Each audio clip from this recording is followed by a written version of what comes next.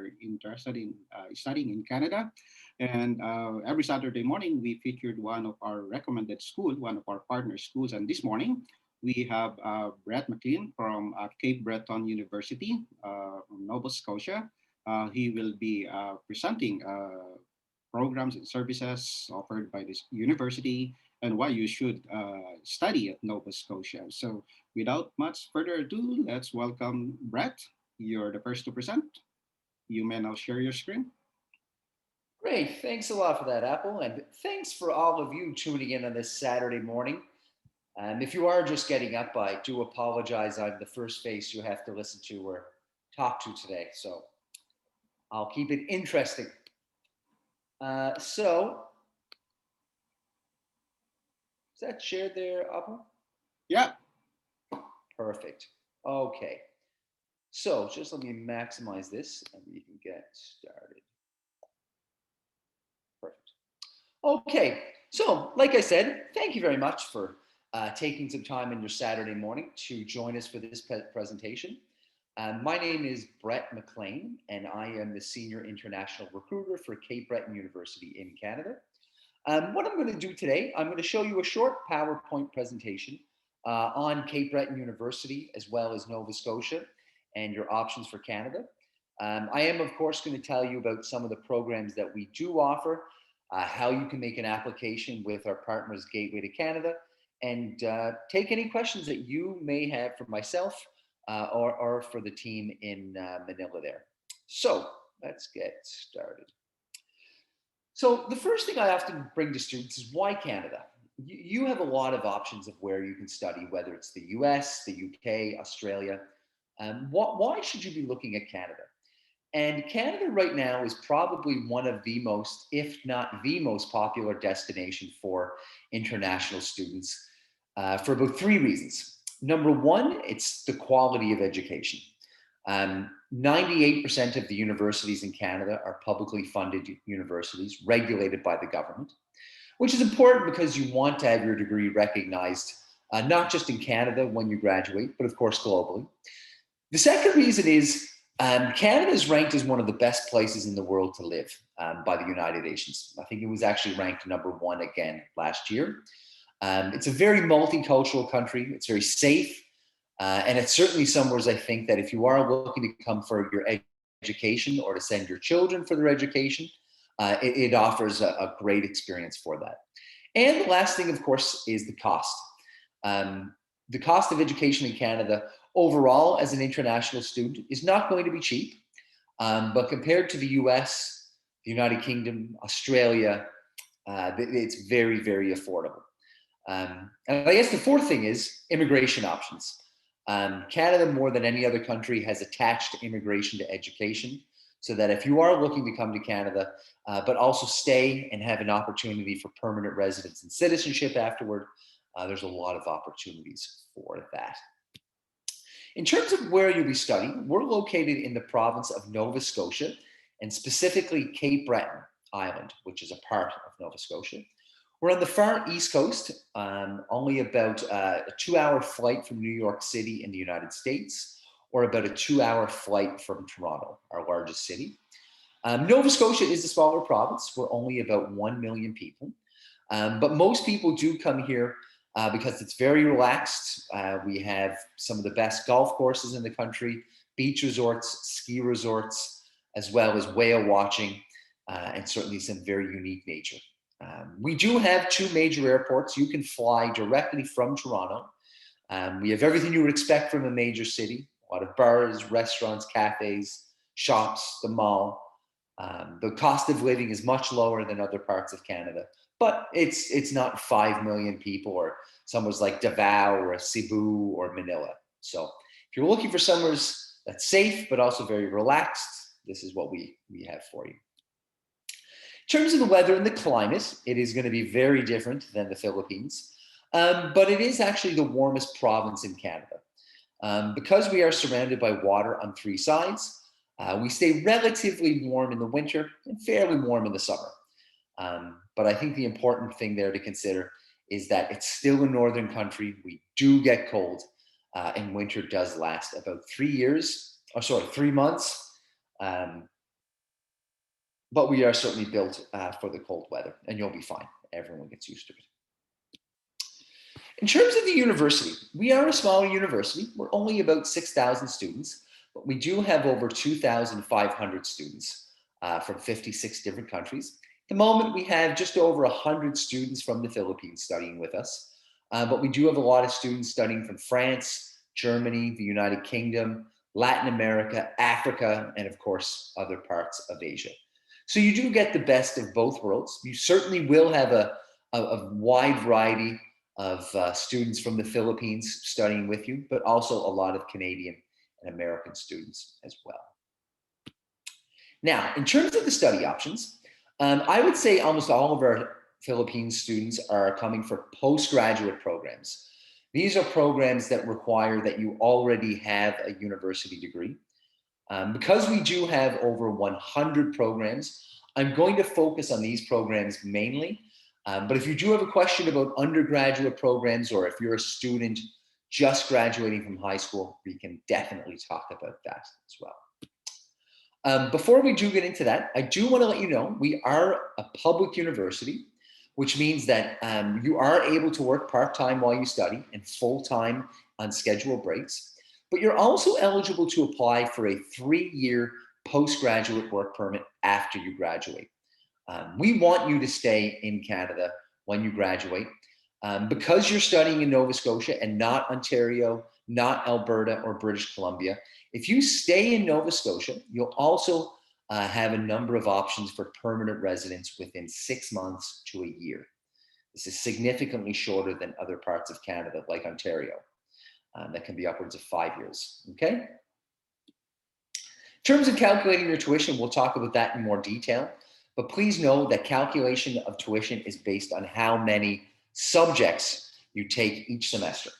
So if you're taking 3 subjects and your close friend is taking, say, 5 subjects, you're going to pay a little bit less than your friend, but you're going to have to go for more semesters. So in the end, you both end up paying the same, but just how it's paid is going to be slightly different. Now, Shannon School of Business. The Philippines, of course, has a very popular tourism destination, probably one of the most famous in the world. We have one of the oldest tourism programs in Canada that's offered as a 3-year undergraduate program, or if you already have a tourism qualification in the Philippines, you can transfer into our program for year 2 and finish it within 2 years instead of 3. This has been very popular for students that already have a background in hospitality, but it's also been great because you get to earn while you learn. There are 2 required internships that you must do, and they pay about 10,000 Canadian dollars overall, because you have to work almost 1,100 hours. So if you're coming from a hospitality background, we have a lot of employers in the cruise ship industry here, hotels, restaurants that are looking to hire you. The most popular programs in the Philippines are our 2-year post-baccalaureate diplomas. These are higher than a bachelor's degree, but less than a master's program. These are done over 4 semesters in 2 years. So because you've done the 2 years, you will be eligible to apply for a 3-year postgraduate work permit. The way it works is that the first 3 semesters are in class, and if you're getting at least a 70% average, you're able to do either a work term, an internship, or a capstone research project. If you don't have the 70%, unfortunately, you will have to only do the capstone research project. The work term will not be an option. And you do either or, you don't do both. So if you're doing the internship, you don't do the work project. The price point for these programs is excellent, by the way. It's 27,000 Canadian dollars for the entire program. That's 17,000 Canadian dollars in year 1, which is about 11,000 American dollars, and 10,000 in year 2, 10,000 Canadian. So what costs the entire 2 years is what 1 year or even a semester in Australia will cost you. So it's very competitive. We do have 4 streams of this program: supply chain management, business analytics, and a very popular one in Philippines, public health management. These are programs that are designed for students that already have a business degree or an engineering degree, a nursing degree, a pharmacy degree. You do not have to be coming from a business program, but we do require you to have at least a 70% Canadian average. This overall average in your undergraduate is going to be, if you're on the 5-point scale, between a 1 and a 2. If you don't have a minimum between 1 and 2 on the 5-point scale, 1 being the best, it will be difficult to apply. Sorry, let me straighten this out here. For the business analytics program, we do also require that you have maths and statistics. So usually business analytics applicants are coming from a finance or statistics background. And for the public health management program, this is not science-based. This is extremely popular and a very, very in-demand program in Canada now. And we have a lot of great Philippine students applying for this. So I strongly recommend that. Next is going to be our epidemiology and public health program. Obviously, since this pandemic has started, we've had a huge discussion globally about the importance of public health, how to prevent the spread of disease through water, air, food. And we're actually one of the only universities in Canada that offers a public health program in epidemiology. If you're a student in the Philippines that already has a science-related degree, nursing, pharmacy, biology, chemistry, you are eligible to apply for this 2-year post-degree option. We will recognize that you are already a science graduate, and we will actually give you entrance into year 3.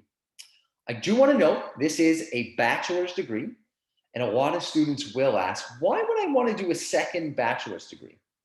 Well, the thing is, in Canada, if you want to work in public health or the healthcare industry, particularly in a very accredited, regulated industry like epidemiology, it's difficult to do this with a foreign qualification. So this way, you're getting the national certification, you're getting the degree within 2 years instead of 4. And my goodness, there will be a lot of jobs across Canada for you that pay very well. This is a program I think that, again, if you're looking for something more science-based with a lot of lab work, if you're coming with microbiology, we do need a microbiology subject in your undergraduate degree for this. This is for you. If you're looking more at management, if you're looking more at working in some kind of administrative capacity in a hospital or the healthcare industry, I would look at the public healthcare management post-baccalaureate diploma. Okay? Those are really the 5 most popular programs for the Philippines. We have undergraduate engineering and business degrees. If you do want to chat about those, let me know. But again, we expect a huge uptake in all of these programs very soon. In terms of the campus facilities, we have a lot of campus facilities available for you. We're here to support you academically. It's all free of charge for our counseling services. We have a free orientation session whereby we'll pick you up at the airport. We'll help you get a bank card. We'll help you get a mobile phone, find your apartment. As well, if you need any immigration services after you graduate for permanent residence or renewing your study permit, we can absolutely help you with that. We want to make sure that the minute you arrive at the airport to the day that you graduate, you are supported by the university. In terms of a vibrant campus life, we have a wide variety of students. Nova Scotia is overwhelmingly a very Catholic province. So Christmas and Easter are our 2 biggest holidays where you'll have time off. But we also have a lot of Caribbean students and African students. This is a photo of our Afro-Caribbean week. We have Lunar New Year and Chinese New Year for our Vietnamese and Chinese students, Diwali for our Indian students. So there's always something happening. In terms of sports and athletics, I know Filipinos are very big into basketball. We have 5 basketball courts, tennis courts, badminton courts. We have a full gym, 2 football pitches, 1 indoor, 1 outdoor, and a full gym. all free of charge for you to use as you wish. Now, in terms of applying to Cape Breton University, this is absolutely where Gateway to Canada is going to come in. The application to the university is actually pretty straightforward. We would need a scanned copy of your documents, so your transcripts from university or high school, your completion of your degree, as well as a scanned copy of your passport. Once all the documents are received, which is done by applying online and then uploading them, it usually takes about 2 to 3 weeks to process your application. We do have 3 intakes a year, September, January, and May, with September and January being the 2 big ones, and September a little bit smaller. Realistically, I tell students, apply about 3 months before your intended intake. So if you're looking to start in September, apply by July. If you're looking to start in January, apply by October. If you're looking to come in May, apply by February, March. The reason for this is because the embassy can take a little while. And of course, once you've been accepted to the university, you must also apply for your study permit. And I really cannot stress this enough because most of our students, the application to the university, other than the 2 weeks, 3 weeks processing, have no problem. The study permit application with the Canadian Embassy is really where my colleagues, Apple, Tin, and the colleagues at Gateway to Canada are going to be crucial for you coming to Canada. Because without a study permit, you unfortunately are not able to travel to Canada. But the good news is that Apple and the team there, they are very well experienced in processing applications for the study permit in Canada. We've worked together now for a number of years. They've sent us many students, and I really, really highly recommend Gateway to Canada and Apple and the team there. We do normally have an 80 Canadian dollar application fee, but if you apply through Gateway to Canada, we will not charge you the application fee to apply, and it will cost you nothing, okay? I know a lot of you are very curious about the IELTS exam. The Philippines is one of the only Asian countries where we do not require students to have an IELTS or a language score. We identify the Philippines as an English-speaking country. It's certainly a place where education is taught in English, so we recognize that experience and do not require an IELTS score.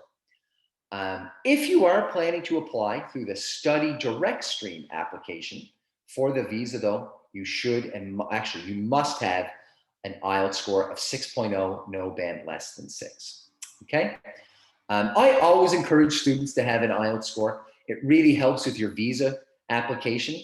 And if for some reason, I must say this, if you apply for a Cape Breton University with medium of English as the requirement, but you also submit an IELTS score of less than 6.5, no band less than 6, admissions must default to the IELTS score, and you will be required to submit a higher score. So if you're applying from the Philippines to our university, simply do not send in that IELTS score. In terms of the accommodation, we have beautiful on-campus accommodation.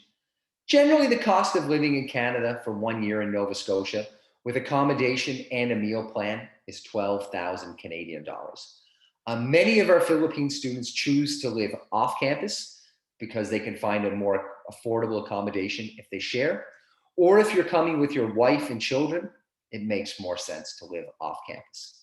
But generally speaking, if you're a student living on campus, I would budget 12,000 Canadian dollars for 1 full year, plus another $10,000 for the tuition in year 2 of the post-bac and $17,000 for year 1. So about, give or take, $27,000 to $30,000 for 1 full year. Once you are accepted to Cape Breton University, you must schedule academic advising. In your acceptance package, you're going to get a long list of things that you need to do next, like register your CBU email address. Once you're accepted, we stop sending information to your email on the application, and it then goes to your CBU email. Once you've done that, you then must schedule academic advising. No student, whether Canadian or from elsewhere, is able to register for classes in year one without speaking with a faculty member or an advisor, because you have no reason to know what subjects you must register for. So if you try and register without being academically advised, it will not be possible. But you'll see all of this in your acceptance package, the steps to register your email and how to schedule academic advising. Once that's done, you're going to need to apply for your visa, and you should submit the first year tuition fee. You can submit whatever amount you want. You can submit the first semester, but I strongly advise you to submit the full year one. This is what the Canadian Embassy is looking for. If you submit less than this, you have a much higher chance of visa rejection, okay? So if you are a legitimate student, save yourself the trouble. I know it's a lot of money, but $17,000 upfront, it will save you a lot of time and trouble. If you don't get the visa, we will absolutely return this to you through the banking portal. But you'll see all the details of this in the acceptance package. In terms of that, Apple, I think that's pretty much it for me. I don't want to talk too much because I know students do have questions. But in a nutshell, if you are looking for a good public university in Canada with excellent options for you and your family for permanent residence, as well as citizenship at a lower cost of living and a good tuition price, honestly, I think Cape Breton University must be one of your considerations. So considering that, perhaps we can take a few questions or talk about anything I may have missed, Apple, and see what people have to say. All right. Thanks, Brett. Okay, for those of you who have questions, please use the Q&A box. I think it's below your screen, and we will be happy to answer them. For those who are watching us live on our Facebook page, you can post your questions via comment section, and then we will send your questions to Brett if that needs to be answered by Brett, and I'll answer that if that question is about immigration. While waiting for your questions, I think I'll just uh, talk a little bit about additional information about the process while we are waiting for your questions. So this will be very brief. Let me share that. All right. So most of you who are actually applying for student visa going to Canada is applying with the intention of applying for permanent residence. So it is very crucial that you carefully plan your study, carefully choose your school and program, because not all international students are actually allowed to work full-time after completion of their program. You may be allowed to enter Canada as an international student, but if you opted for the wrong school and for the wrong program, after the completion of your program, unless there is an employer willing to sponsor you, then you will have to go back to your home country. So if the intention is to apply for permanent residence, bear in mind that these are the key immigration factors. You will have a better chance of getting a permanent resident status if you have the Canadian education credential, you have at least 1 year Canadian work experience, or you have permanent and full-time employment or job offer. So as an international student graduate, definitely you will have all this. Let me explain that briefly. This is basically how it works. You need to study for at least 1 year and make sure that the school, again, is a postgraduate work permit eligible. But ideally, you should study for at least 2 years. The reason being, if you studied only for 1 year, you will only be given 1 year post-graduation work permit. On the other hand, if you studied for 2 year program, you may be given up to 3 years open work permit through post-graduation work permit program. So why is that crucial? Because the objective is to gain at least 1 year Canadian work experience. So if you only have 1 year work permit and you landed a job only 3 months after, you'll be short of the 1 year experience. While if you have 3 years open work permit, then you have ample of time to gain that 1 year Canadian work experience. Right? As an international student, you are actually allowed to work part time while you are studying, maximum of 20 hours per week. You may work full time during scheduled school breaks. So part time, 20 hours per week while studying. During scheduled school breaks, it could be around 3 months. You may work full time. If you have spouse and kids you want to bring with you to Canada, that is actually possible, right? Your spouse may work full time with an open work permit, and your school age children may study for free from kinder until from kinder until grade 12. And not only that, after 1.5 year, after 18 months that they stay in Canada, they will also be entitled to child tax benefits. That's basically monthly allowance for children below 18 years old. On the average, that's around 500 Canadian dollars per month per kid until they reach 18 years old. The amount varies depending on several factors. Um, primary factor is the parents' annual income, right? The age of the children, so on and so forth. But even if you're not yet a permanent resident, you can actually take advantage of that child tax benefit. So not only they are entitled to study for free until grade 12, they will also receive monthly allowance from the Canadian government. So after completing your program, you apply for a post-graduation work permit, and then you'll be given up to 3 years work permit. From there, gain Canadian work experience, and then you will be on your way to permanent residency. One of the scenario that is actually quite common scenario is that while you are studying, your spouse may already work full time. Right? While you are studying, your spouse may work full time, and there is a chance, there is a possibility that your spouse may already qualified for permanent residence. So there is an advantage if you are going to Canada with an accompanying spouse with an open work permit. So anywhere in Canada, there is a permanent residency pathway, but studying at Nova Scotia, Cape Breton University for that matter, you have a better opportunity because aside from the Canadian Work Experience class, that's a federal program, aside from the provincial nominee program of Nova Scotia, there is also Atlantic Immigration Program. So there's a lot of opportunities for you to apply for permanent residence, right? Moving on, this is what I need to emphasize this. No? Studying in Canada is not a guarantee that you will become a permanent resident. Right? I need to repeat that. This is important. Studying in Canada is not a guarantee that you will become a permanent resident. That's why it is important that you carefully plan for your school, choose your school properly, your program, make sure that it will lead you to permanent residency because not all school, not all programs are eligible for a post-graduation work permit. And this is where the difference between education agent and immigration consulting firm like us is very apparent, right? An education agent may sure be able to help you connect with a school. They may be able to help you apply for admission, but they are not in the position to guide you with your immigration plan. We can do that, and you can pretty much bank on our experience for. We've been doing this for over 3 decades already. We may not be able to guarantee approval of your application, but certainly we can help you increase your chances through proper documentation, right? So are you eligible? There's no age limit, right? There's no age limit as far as the student visa application is concerned.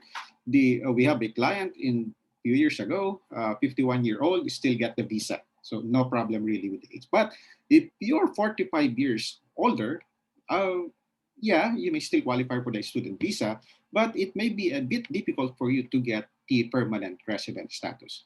It is still possible, but there will be a limited pathways for you to become a permanent resident, but it's still doable. Processing time, you need to file your application at least 3 months before the scheduled intake. Like for example, for the September intake, the visa office imposed a cut-off period of May 15th, right? So it used to be a 1 to 2 months processing, but right now it's around 2 to 3 months processing time for student visa. And schedule of intake schedule is January, May, and September. Right. Again, for those of you who have questions about Cape Breton University, post your questions under the Q&A box. or if you have questions about the process, post them as well, and then we will be answering them later. Brett explained this already. All right. In studying in Canada, you need to be prepared for the 1 year tuition at least and 1 year living expenses. For the tuition, on the average, that would be around 15,000. Some programs would cost you around 21,000 per year, but at Cape Breton University, around 16 to 17,000 per year. And then for the living expenses, the visa office requirement is at least 10,000 Canadian dollars. This is a visa office imposed figure, but in actual, it could be lower or higher depending on which province you are going to settle in. Right, so the amount required for the living expenses varies depending on the number of family members going with you to Canada. You need to convince the visa officer that you have the financial capacity, because top of the reason why an application for student visa is being refused is because of the failure to convince the visa officer that you have the funds. So the best way to convince the visa officer that you actually have the funds is pay in advance the 1 year tuition, open a GIC account. To simply put, that's a bank account under your name in one of designated bank in Canada. So instead of showing that you have a cash in bank in the Philippines, you wire transfer your funds to your bank account in Canada. That addresses the financial requirement. It's not a guarantee that your application will be approved, but it certainly increases your chances of approval. So we highly recommend that you apply under student direct stream. All right, so I'm nearing the end of my slide. So if you have questions, please feel free to post your questions and we will answer them one by one. I'm just trying to show you some of our clients. We provide assistance from end to end, from admission application, figuring out which program, which school is ideal for you, visa application, work permit, study permit extension. We do all that until you become permanent resident, right? So these are just some of our clients. Now, if you have questions, Brett and I are ready to answer your questions. Right? Thank you. So I know let's. in the chat there, Apo, Uh-huh. I've answered probably 5 or 6 already. Oh yeah, good. All right. So you've answered them all. All right. Let me check the Facebook page if there are questions. All right. Good going, Brett. You're quick. All right. Trying to So multitask here. thank you. So there's a question about, is there a scholarship program being offered by Cape Breton University? Yeah, so that's a good question. We mainly our scholarships are for undergraduate students directly from high school. If you're directly from high school, the scholarships are going to be usually about upwards of 20%. And you can go to the scholarships website. Sorry, I didn't realize my camera was off. Students can go to the scholarship section of the website that I posted in the chat. For the post-baccalaureate programs and for the master's programs, we don't really have too many scholarships available. It's already very competitively priced. I would say this, if you're getting good grades in your first year, you may be eligible for like a $2,500 scholarship, but unfortunately, the scholarships are fairly limited. All right, thank you. Okay, another question about the IELTS. Is the waive IELTS applicable only for bachelor degree graduate? How about those who recently completed grade 12? Are they exempted for the IELTS? If you've studied in the medium of English for your high school, it would be waived. And my understanding is most high schools in the Philippines are taught in English as well, correct? Yeah, that is correct. Yeah, that would be the big question. So if you've studied your high school in English, you're grand.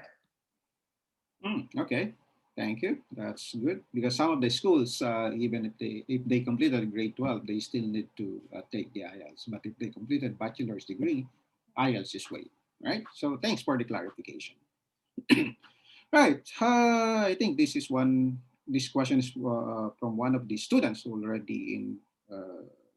Okay, so here's the case.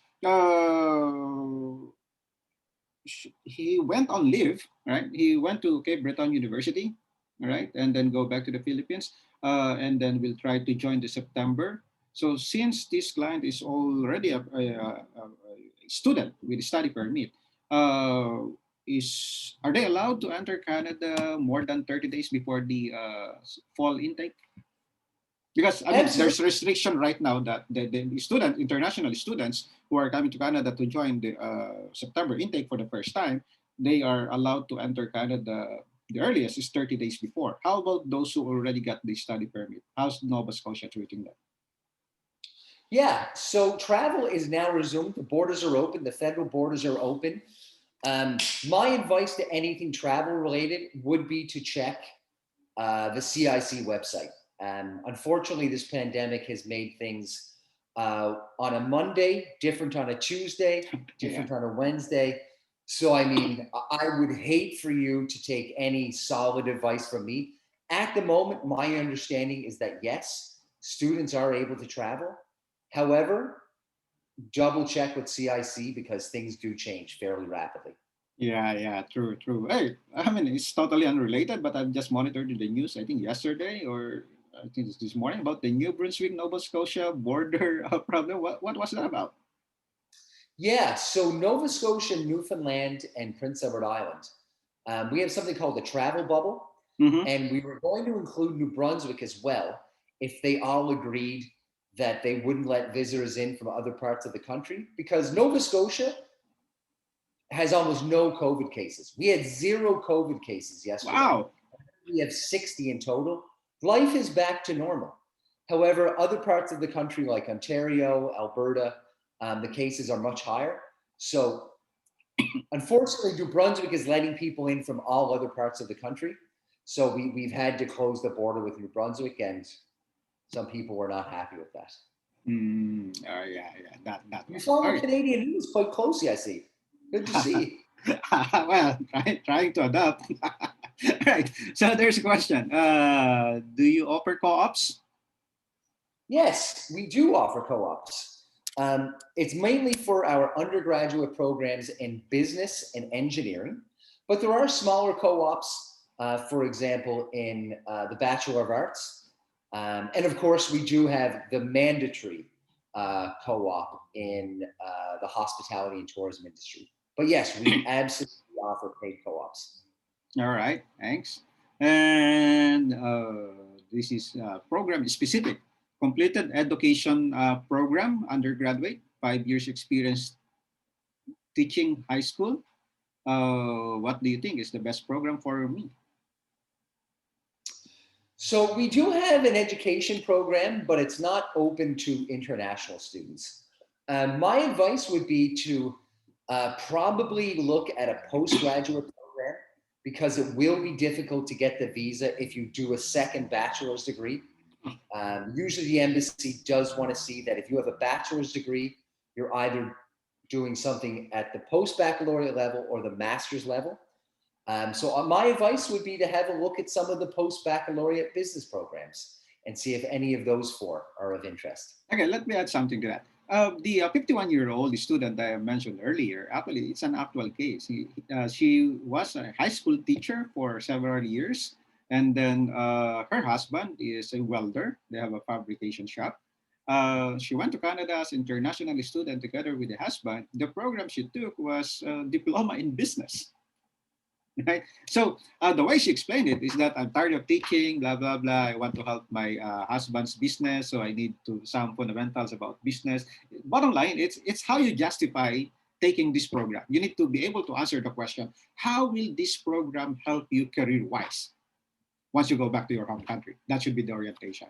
Once you presented a convincing narrative for that matter, then it could be any program, right? It could be, there's no limit really, but yeah, it's easier to justify it's something related to your recent training or experience, but it shouldn't stop you from changing to another career, right? So you need to be able to answer that question. How will taking that program help you career wise? So that's the more important thing, right? All right, so here's an interesting question. How about employment prospects for international students after graduation in Nova Scotia? Yeah, I often get these kind of questions about this, and I would simply ask, how long is a piece of string? Hmm. Do you know? It really depends on what program you study. Did you do a co-op? Did you not do a co-op? Because obviously a co-op is going to give you good work experience. Are you the kind of person that's going to take the advice of the Student Service Center on how to present your CV? Are you someone that's going to go out and network? I mean, it is difficult to answer that. It depends on what you study. If you study finance and you want to work in investment banking, I mean, there's really only one place in the country, and that's Toronto. Right. If you're someone that studies oil and gas, if you study petroleum engineering, we have some petroleum engineering, offshore oil and gas, but realistically, it's going to be Alberta where you go. But if you're someone who studies marketing, accounting, public health, if you're studying supply chain management or hospitality and tourism management, there's a lot of job opportunities in Nova Scotia post-graduation. Yeah, thank you for that. I want to add something there. The basic reason why Canada is huge open for immigration is because of the projected labor shortage in the coming years, right? And in fact, for the next 3 years, Canada's target is 1.2 million new immigrants. That's 400,000 new immigrants yearly. So anywhere in Canada, there would definitely be employment opportunities, right? If those outside Canada were able to get the labor market impact assessment for their work permit application, how much more if you are already in Canada, right? So you are more closer to the Canadian employer. So the very reason why Canada is open for immigration is because of the projected labor shortage problems in the coming years. So there are lots of opportunities, definitely. All right. Okay. Do we have more questions? Are you still up for a few more questions, Brett? You're on mute. I said, yes, of course. All right.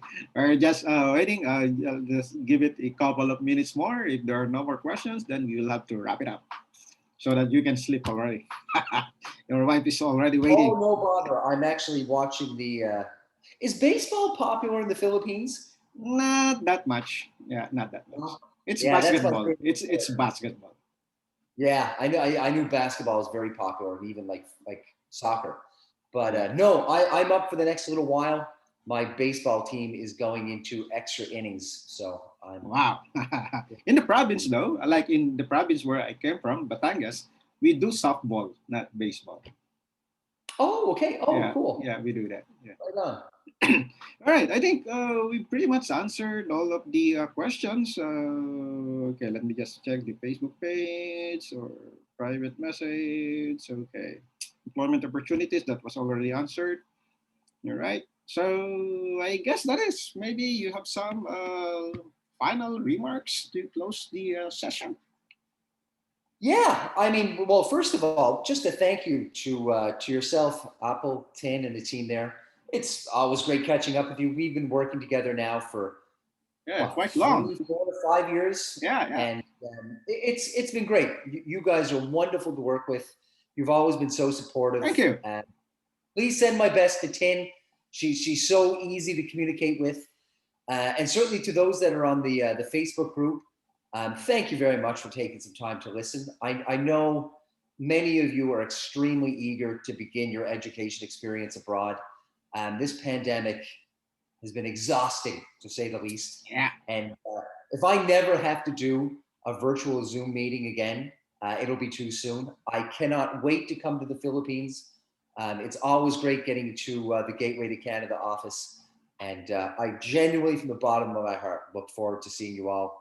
Hopefully at a seminar as soon as humanly possible, either in Manila, Cebu, Davao, wherever you may be. Yeah. Thanks, Brent. I appreciate that. Really, really, I appreciate your help. Really, I Great, appreciate buddy. you finding time, right? And for those of you who are planning to study in Canada, the URLs are there. If you want to receive information about the cost of studying in Canada, simply sign up on the URL posted here. And then if you want to talk with us, book an appointment, and our case managers will be happy to answer all your questions. That being said, thank you very much. Bye.